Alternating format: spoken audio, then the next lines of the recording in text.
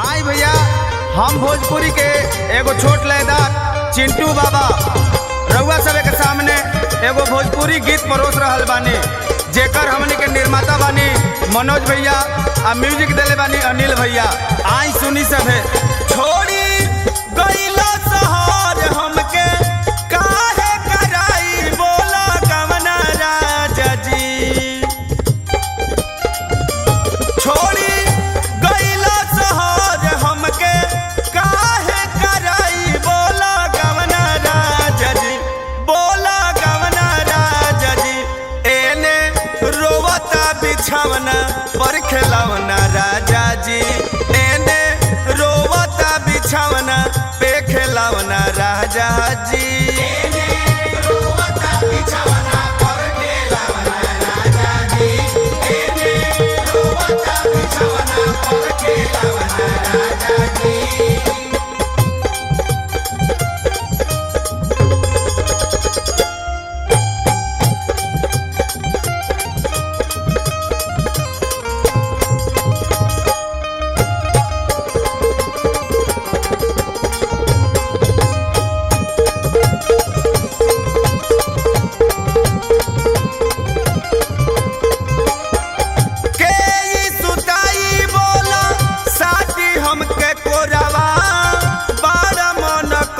सहिया होला जब भोरहवा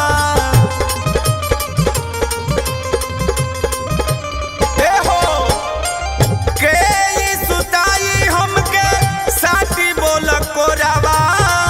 बड़ा मन करे सहिया होला जब भोरहवा, होला जब शाम मनवा तोड़ पे उपाय कवनो कदी राजा जी, कवनो एने रोवता बिछावना पर खेलवना राजा जी, एने रोवता बिछावना पर खेलवना राजा जी।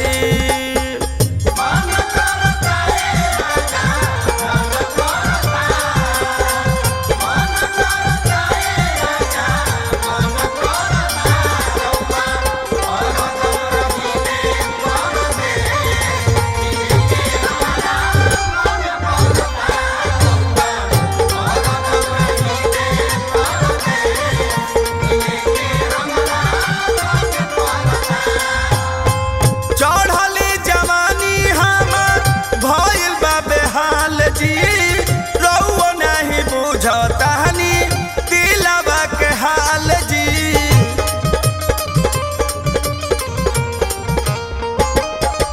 हे चढ़ली जवानी हमार भइल बा बेहाल जी।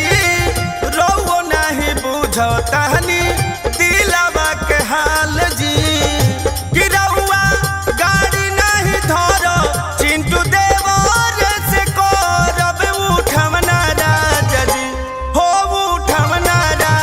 जी, एने रोवता बिछावना पर खेलवना राजा जी, एने रोवता बिछावना पर खेलवना राजा जी, एने रोवता बिछावना पर खेलवना राजा जी, एने रोवता बिछावना पर खेलवना राजा जी।